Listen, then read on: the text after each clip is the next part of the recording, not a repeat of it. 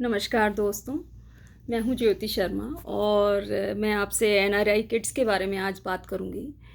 जब भी हम अपना देश छोड़ के आते हैं तो हमारे बहुत सारे सपने होते हैं, पर उसके साथ-साथ हम चाहते हैं कि जो हमारी कल्चरल वैल्यूज़ हैं या जो हमारा फैमिली वैल्यू सिस्टम है, वो हम अपने बच्चों को दे पाएँ।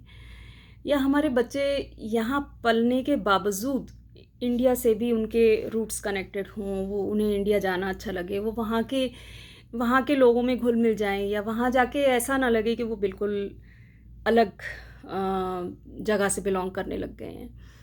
तो और हालाँकि ये अचीव करना बहुत मुश्किल होता है, क्योंकि जब आप जिस जगह पे आके रहते हैं तो उस जगह की लैंग्वेज, उस जगह के ट्रेडिशंस, उस जगह का माहौल बच्चों पे के पर्सनैलिटी में आ जाता है और फिर उनको अपने वैल्यू सिस्टम से जोड़कर रखना एक चैलेंज होता है।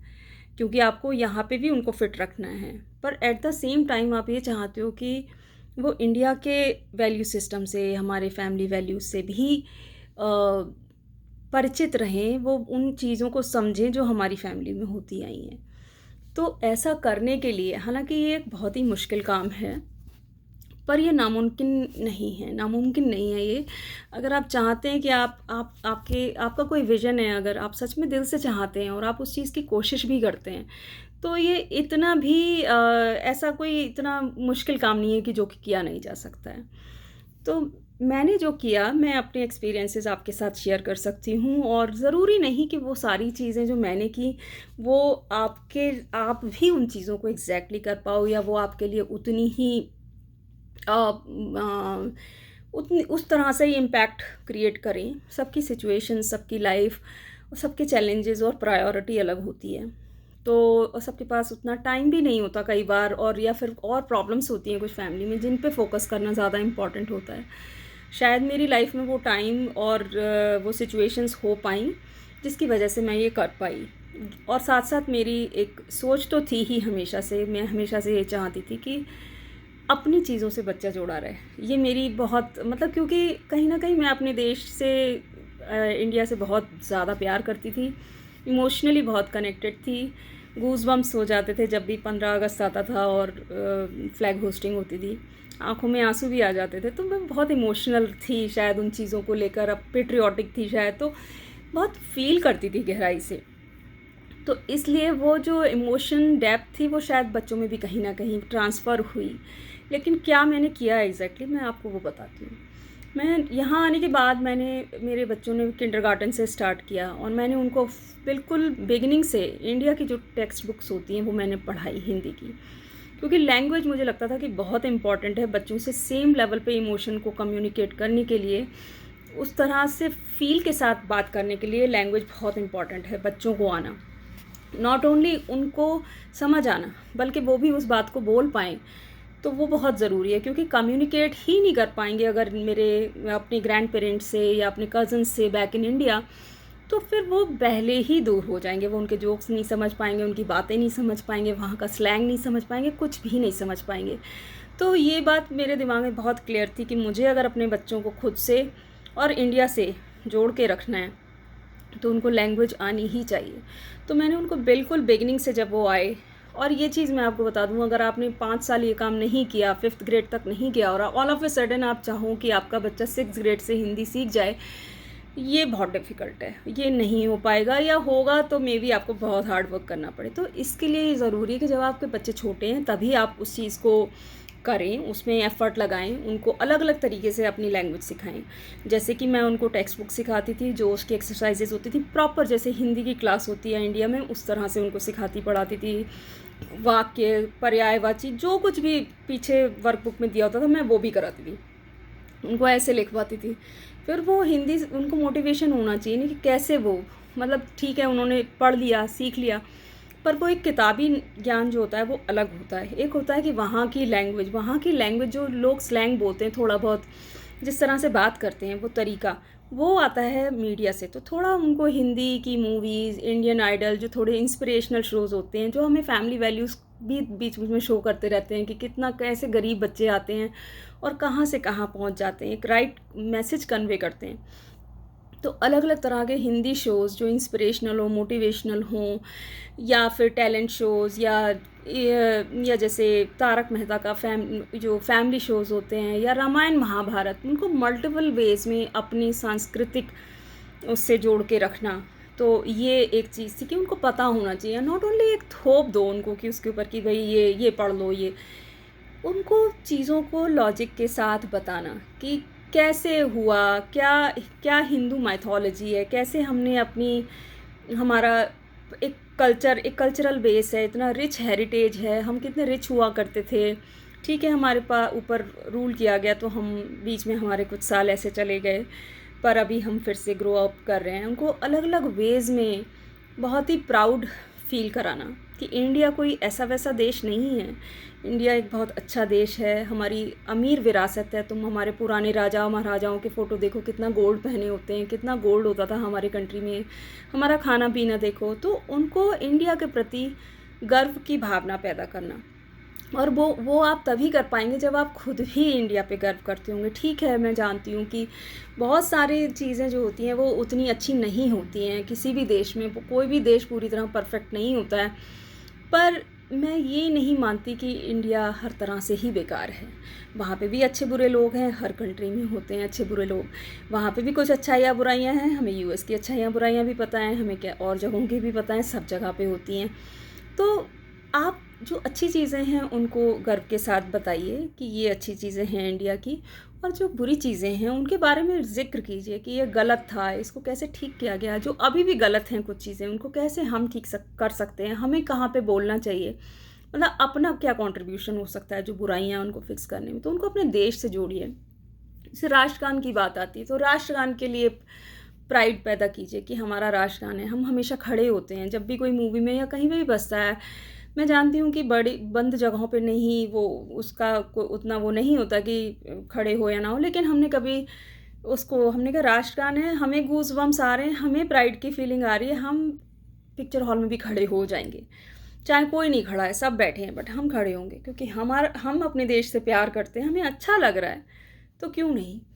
तो ये सारी चीज़ें फिर हम उन्हें बीच बीच में इंडिया लेके जाना हम फ्रीक्वेंटली करते थे, ट्राई करते थे कि हम फ्रीक्वेंट, जब कभी हम नहीं जा पाए, कोई ऐसी सिचुएशन थी, हमारे वीज़ा इश्यूज़ थे, हम नहीं जा पाए, तो एक वो जो इमोशनल बैकलॉग होता है जो आप फील कर रहे हो, आप अपने बच्चों के साथ भी शेयर करें। जैसे मान लीजिए घर में किसी की डेथ हो गई है, मेरे ब्रदर की हो गई थी, मैं नहीं जा पाई थी, मेरी बेटी बहुत छोटी थी, तो फिर उस इमोशन जो वहाँ पे रिचुअल्स होते हैं कि 13 डेज़ तक शोक मनाया जाता है, हमने अपने घर पे 13 डेज़ तक शोक मनाया, हमने कोई टीवी नहीं चलाया।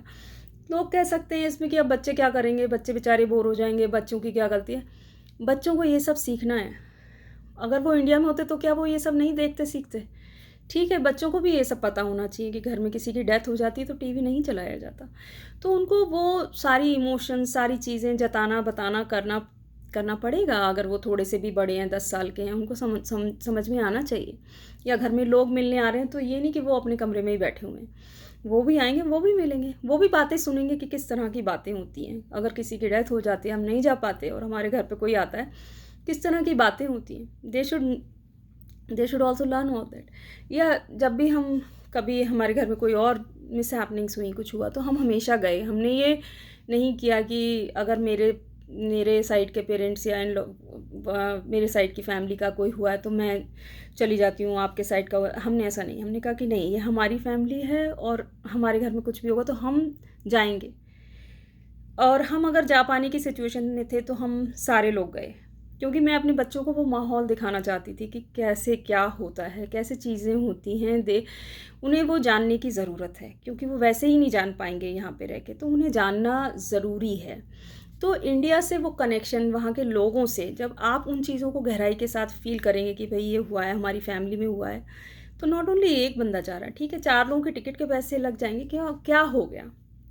आप इतनी वेकेशंस पे जाते हो, पैसे खर्च करते हो, तो आपकी जो लाइफ की प्रायोरिटीज़ है ना, आपको थोड़ा सा फिनेंशियल प्रायोरिटीज़ को चेंज करना पड़ेगा। कि आप बड़ी गाड़ी लेते हो, बड़ा घर लेते हो, मत लो, थोड़ा सा कम ले लो, लेकिन आप उन्हें इंडिया हर साल लेके जाओ, उनको वो दिखाओ कि आप अपने भाई बहनों से, आप अपने सब लोगों से आप कितना प्यार करते हैं, और आप करें भी, आप खूब कीजिए, प्यार दीजिए, प्यार बांटिए लोगों में, तो नेचुरली फिर आपके बच्चों को वो प्यार वापस मिलेगा कहीं ना कहीं। जब आप सबके लिए दिल से इतना प्यार करते हैं तो आपके बच्चों को वो चीज़ मिलती है, क्योंकि everybody starts respecting you in that way, और उसका एडवांटेज आपके बच्चों को मिलता है। और आपके बच्चों को जब वो प्यार मिलता है, वहाँ पे पैम्परिंग मिलती है, तो उन्हें और भी अच्छा लगता है, वो और भी वहाँ जाना मतलब खुश हो जाते हैं। उन्हें लगता है वाओ, मेरे मामा मामी मुझे इतना प्यार करते हैं, हमेशा पूछते रहते हैं मेरे को क्या खाना खाना है। मतलब दे शी कीप्स मैंशनिंग, मेरी बुआ इतना प्यार करती है, उन्होंने मेरे बालों में मसाज की। तो वो प्यार पहले आपको पैदा करना पड़ेगा, आपको देना पड़ेगा। और मैं ये बात समझ सकती हूँ कि हमें ज़्यादा देना पड़ता है, क्योंकि जो लोग वहाँ पे रह गए वो उनकी ना वो नीड है, ना वो हमें इतना मिस कर रहे हैं, वो अपनी लाइफ में बिजी हैं। लेकिन हम उन्हें छोड़ के आए हैं, तो जब हम उन्हें छोड़ के आते हैं तो हम ही उन्हें ज़्यादा मिस करते हैं, और हमें वो प्यार देने की ज़्यादा ज़रूरत है।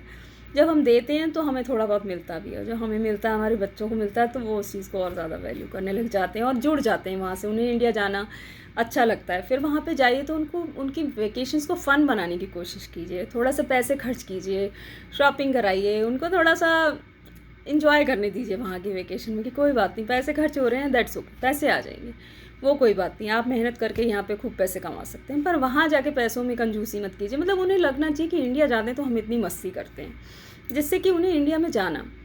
दूसरी बात ये कि जैसे फ़न वेकेशंस पे जाइए, आप यहाँ की वेकेशंस में इतना पैसा खर्च कर देते हैं, और $10,000 $8,000 ऐसे ही खर्च कर देते हैं। आप इंडिया जाइए तो आप 5 स्टार होटल में रुकिए, 5 दिन रुकिए, आप 4 दिन रुकिए, उन्हें दिखाइए कि इंडिया के होटल्स कितने अच्छे हैं।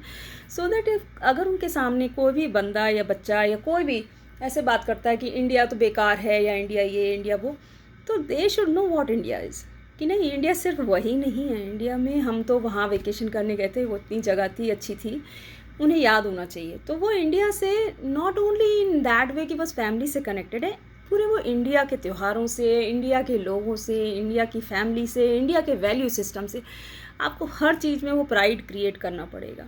और वो प्राइड क्रिएट करना आपकी ज़िम्मेदारी है, अगर आप चाहते हैं कि आपका बच्चा उस तरह से चीज़ों को सीखे।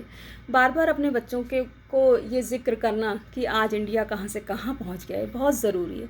कहाँ का प्रेसिडेंट इंडियन है, कहाँ का सीईओ इंडियन है, ये बातें आपको उनके सामने टेबल टॉपिक्स पर दोहराते रहना है, जिससे कि वो जाने कि इंडिया कोई ऐसा वैसा कंट्री नहीं है। इंडिया के लोगों के पास दिमाग है, वहाँ के साइंटिस्ट्स ने क्या क्या खोज की हुई हैं, उनके बारे में बात कीजिए। जो पुरानी बातें हैं जिनके बारे में कोई बात नहीं करता, पर उन्हें आपको प्राइड के साथ हमारा किस तरह से हम आगे बढ़े, हमने हमारी जो एस्ट्रोलॉजी थी या वो सारी चीज़ें, ग्रहों की नॉलेज हमें पहले से पता था, वो सारी जो आजकल बहुत सारे वीडियोस भी आते हैं उनके बारे में लॉजिकल डेटा है, आप वो पढ़िए, थोड़ी सी इन्फॉर्मेशन गैदर कीजिए। अगर आपके पास टाइम नहीं है तो आप और आपका स्पाउस दोनों मिलके उस तरह के प्रोजेक्ट बनाइए कि कुछ तरह का ज्ञान वो कहीं से इकट्ठा करें, बुक्स से पढ़ें, गूगल करें और पढ़ के अपने बच्चों को ट्रांसफ़र करें, है ना। क्योंकि जब हमारा ही माइंडसेट ऐसा है कि अरे रामायण में तो ये गलत हुआ, अगर गलत हुआ तो आप उसका लॉजिक ढूंढने की कोशिश कीजिए, और अगर लॉजिक नहीं मिल रहा है तो आप ये बताइए कि हाँ, इस पार्ट पे मुझे अभी भी कन्फ्यूजन है कि ये कैसे हो सकता है, जब पूरी रामायण इतनी अच्छी थी तो एक पर्टिकुलर पार्ट पे ऐसे कैसे। तो वो कोई स्ट्रेटजी हो सकती है हमें बदनाम करने की, हमारे ऊपर रूल किया गया, मुगल्स ने रूल किया, ब्रिटिशर्स ने रूल किया, तो हो सकता है कि कोई पार्ट कहीं पे कुछ गलत किया गया हो, एडिट किया गया हो। लेकिन जो प्राइड की बात है, जो पूरा और कल्चर है हमारा, जो कल्चरल बेस है, वे ऑफ लाइफ है, कितना अच्छा होता था, खुश लोग होते थे, सुकून में रहते थे, प्यार बांटते थे, तो इसमें कोई बुराई तो नहीं थी। कुछ चीज़ें बुरी थी, वो छोड़ी गई, उनको छोड़ के हम आगे बढ़ के यहाँ तक आए। बुराई सब में हो सकती है, क्या अंग्रेज लोगों में कोई बुराई नहीं थी? उनमें भी बहुत सारी बुराइयाँ थी, पर वो भी तो प्रोग्रेस करके ही आगे बढ़े हैं, तो हम भी प्रोग्रेस करके आगे बढ़े हैं। हमारे देश में महिलाओं को कितना, बीच का एक टाइम था जिसमें गलत हुआ महिलाओं के साथ, और मैं खुद उसके बहुत अगेंस्ट हूँ, पर आज के टाइम पे महिलाओं को आप देखिए कितना हर जगह उनको चैलेंजेस हैं। मैं ये नहीं कहती कि चैलेंजेस नहीं हैं, पर सेफ्टी, कई जगह पे सेफ्टी भी नहीं है, आई अग्री। एंड मैं सेम फील करती हूँ जो बाकी की लेडीज़, मैं बहुत एक्चुअली बहुत अगेंस्ट फील करती हूँ कि क्यों ये सब है, इस तरह का माहौल है। पर जो चीज़ें बदल रही हैं आप उनको अप्रिशिएट करना भी सीखिए, पॉजिटिव वाइब्स घर में बनाइए, पॉजिटिव एनवायरनमेंट बनाइए, और जो गलत है उसके खिलाफ बोलिए। कुछ चीज़ें जो गलत हैं अपनी फैमिली में भी गलत हैं, आप अपने घर में भी बोल सकते हैं। अपने घर वालों को एजुकेट कीजिए कि ये रॉन्ग है, ये गलत है, और प्यार से उनको समझाइए कि कैसे गलत है। तो ये सारी चीज़ें करना, कुल मिला के मैं आपसे ये कहना चाहूँगी कि बहुत सारी चीज़ें, जैसे हम लोग जब भी वैकेशन पे जाते थे तो हम ट्राई करते थे कि हम एक अच्छी अपस्केल कम्युनिटी में घर रेंट पे ही लेते थे, क्योंकि हम वहाँ रहा करते थे। तो हम रेंट पे रह के और अपने बच्चों का वो कनेक्शन वहाँ से बनाए रखने की कोशिश करते थे कि हम हर साल वहाँ जाते हैं, वहाँ पे उसके कुछ दोस्त हैं और वो उन लोगों से हर बार मिलती है, एंड उसको बहुत खुशी होती है कि वो दोस्त उसको इतना वो करते हैं, मतलब बार बार जाते हैं, वहीं रुकते हैं, वो सेम जगह, बहुत ही अच्छी कम्युनिटी है, हम वहाँ रुकते हैं। तो बच्चों की लाइफ अच्छी है, दे आर सीइंग कि there is a good life. यहाँ तो सारी अमेनिटीज़ बिल्कुल नीचे ही उतरो, बास्केटबॉल है, स्केट्स है, स्विमिंग है, कहीं दूर जाने की ज़रूरत नहीं है। तो they are liking that kind of community living, जो इंडिया की आजकल इंडिया के बड़े शहरों में है, अभी छोटे शहरों में उतना नहीं है। और मैं नोएडा से बिलोंग करती हूँ, नोएडा, दिल्ली, एनसीआर से। तो मैं वहाँ जाती थी और कर पाती थी ये सारी चीज़ें। तो उनका उस वजह से भी कनेक्ट बना रहा कि हम हमेशा उस कम्युनिटी में जाके रुकते थे, और जब हमारा घर वहाँ पे हमने घर नहीं, हम यहाँ आ गए और घर नहीं रहा, तो हम अपने फ्रेंड्स से हमने वो कनेक्ट बना के रखा। और मेरे फ्रेंड्स के बच्चे, उनके बच्चे भी फ्रेंड्स होते थे, तो वो हमेशा वो कनेक्शन बना के रखने की कोशिश की। और इसलिए नहीं कि कोई बच्चों को उस तरह से रेज़ करना था, इसलिए कि मैं अपने दोस्तों से बहुत क्लोज़ थी, और वो करते करते मेरे बच्चे ऐसे बन गए कि वो बार बार जा रहे हैं। अगर मैं वहाँ नहीं जाती तो वो शायद नहीं होता, लेकिन मैंने वो चीज़ उतनी नहीं सोची थी, पर मुझे दिल से वहाँ जाना हमेशा पसंद था, क्योंकि वो मेरी पहला घर था, पहली यादें थी वहाँ की। जॉब के बाद पहला घर, आप जानते हैं कितना इम्पोर्टेंट होता है। तो वो सारी चीज़ों से, पुरानी जगहों से, पुराने लोगों से, पुराने दोस्तों से, रिश्तेदारों से, घर वालों से जब आप प्यार करते हो तो कहीं ना कहीं बच्चों में वो चीज़ें आ जाती हैं, और बच्चे भी अपनी पुरानी चीज़ों से, जगहों से, जहाँ से वो बिलोंग करते हैं, उनसे भी कनेक्टेड होते हैं थोड़ा थोड़ा। पर मेन बात ये है कि उनको उसमें मज़ा आना चाहिए। तो try to make it fun for them when you are going to India, try to make it fun for them, give them a good life. Hindi सिखाइए, हिंदी अलग अलग तरीके से सिखाइए उनको, हिंदी सीरियल्स दिखाइए, वो सब कुछ कीजिए। तो ये सारी चीज़ें हैं। और फ़न वाली जितनी चीज़ें होती हैं, जैसे मेहंदी लगवाना, यहाँ पे भी आप कीजिए। यहाँ अच्छे से त्योहार मनाइए। जैसे करवा चौथ होता था तो हमेशा मेहंदी लगवाने मैं और मेरी बेटी जाते थे। हम बार बार, हमें लगता था इतना महंगा लगता है, बट फिर भी हम सोचते कोई बात नहीं, त्योहार के नाम पे हो जाने दो, $100 लगेंगे 2-3 हाथों के, बट दैट्स ओके, कोई बात नहीं, हम खर्च कर देंगे। हम हर जगह पे खर्च करते हैं। तो हम अपने त्योहारों को थोड़ा सा ग्रैंड तरीके से मनाने में, मतलब हमें एक वो इंडियननेस हर चीज़ में लानी चाहिए, दिखाना चाहिए कि हमारा जो विरासत है वो कितना रिच होता था। That is to be taken forward, मतलब उसको आगे लेके जाने की ज़रूरत है, उस पर प्राउड करने की ज़रूरत है, उस पर हमें अभिमान होना चाहिए। और उस अभिमान को, वो अभिमान, वो गर्व तभी आएगा जब, अभिमान मैंने शायद गलत शब्द यूज़ किया, मेरा मतलब है कि गर्व होना चाहिए हमें अपने कल्चर पे, अपने विरासत पे, अपने देश पे। और जो चीज़ें गलत हैं, जो हमें गर्व नहीं कर सकते, तो उनको हमें ठीक करने में कुछ कंट्रीब्यूट करना चाहिए। तो वो हम क्या कर सकते हैं, वो हम कैसे लोगों को एजुकेट कर सकते हैं, जो लोग कुछ गलत कर रहे हैं, हम कैसे उनको समझा सकते हैं, बता सकते हैं। तो वो सारी चीज़ें। तो ये सारा कुछ किया मैंने, और आई होप कि ये वीडियो थोड़ा यूज़फुल हो आप लोगों के लिए। और भी कुछ पॉइंट्स हैं जो शायद मुझे अभी मिस हो गए हों, मैंने सारे ना मेंशन किए हों। मैं ट्राई करूँगी इसके ऊपर एक ब्लॉग लिखने का भी। और अगर ये वीडियो थोड़ा भी यूज़फुल हो तो प्लीज़ मुझे कमेंट्स में बताइए, क्योंकि मैं पहला वीडियो बना रही हूँ, ये मेरा फर्स्ट वीडियो है। और मैं थोड़ी नर्वस भी हूँ, क्योंकि मैं बहुत दिनों से कोशिश कर रही थी कि मैं एक परफेक्ट वीडियो बनाऊँगी, पर वो परफेक्ट वीडियो बनाने का टाइम कभी आएगा नहीं।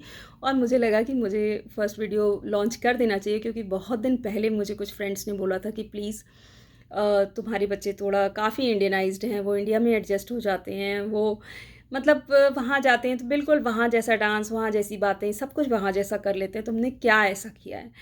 तो मुझे लगा कि शायद ये इन्फॉर्मेशन मुझे शेयर करनी चाहिए, जिससे कि ज़्यादा से ज़्यादा लोग इस चीज़ को कर पाएँ। और अगर आपके लिए 1% भी यूज़फुल है तो प्लीज़ मुझे अपना प्यार दीजिए, अपने कमेंट्स में बताइए। और बताइए कि आप इससे रिलेटेड और कुछ जानना चाहेंगे तो मैं आपको ज़रूर आंसर करूँगी। Thank you so much. धन्यवाद दोस्तों। शुक्रिया।